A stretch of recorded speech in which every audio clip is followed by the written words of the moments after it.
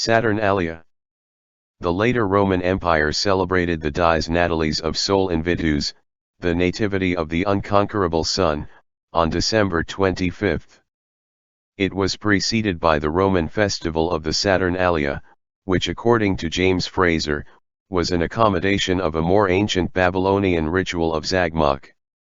76 The Roman playwright Axius, 170, c. 86 BC, traced the Saturnalia to the ancient Greek festival of the Chronia, dedicated to Cronus.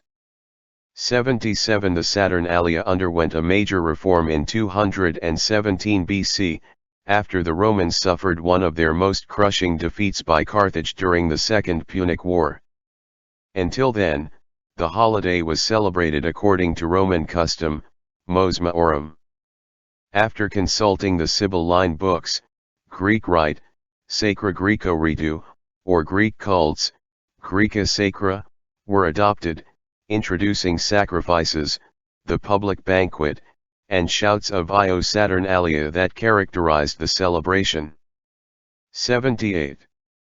According to the Roman tradition, the oldest collection of Sibylline books, not be confused with the Sibylline oracles, were compiled about the time of Solon and Cyrus at Gergis on Mount Ida in the Troad. From Gergis the collection passed to Erythrae, where it became famous as the Oracles of the Erythraean Sibyl. It would appear to have been this very collection that found its way to Cumae, a Greek colony located near Naples, and from Cumae to Rome. The Cumaean Sibyl was the priestess presiding over the Apollonian oracle at Cumae. Because of the importance of the Cumaean Sibyl in the legends of Rome's origins as codified in Virgil's Aeneid, the Cumaean Sibyl became the most famous among the Romans. The story of how the Sibylline books were acquired by Lucius Tarquinius Superbus, Tarquinius Priscus, the legendary fifth king of Rome who reigned from 616 to 579 BC, is one of the famous mythical elements of Roman history. The books were kept in the Temple of Jupiter on the Capitoline Hill, where they were consulted only in times of emergency. The Emperor Augustus had them moved to the Temple of Apollo on the Palatine Hill, where they remained for most of the remaining imperial period. In the Saturnalia of Macrobius, the proximity of the Saturnalia to the winter solstice leads to an exposition of solar monotheism, the belief that the sun, Sol Invictus, ultimately encompasses all divinities as one.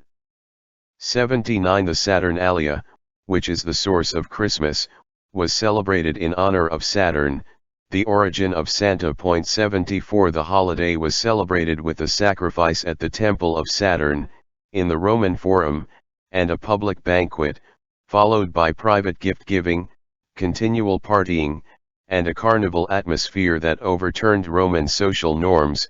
Gambling was permitted, and masters provided table service for their slaves. A common custom was the election of a king of the Saturnalia, who would give orders to people and preside over the merry-making. However, as reported by James Fraser, there was a darker side to the Saturnalia.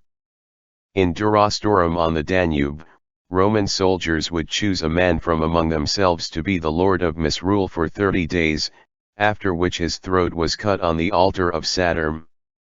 80.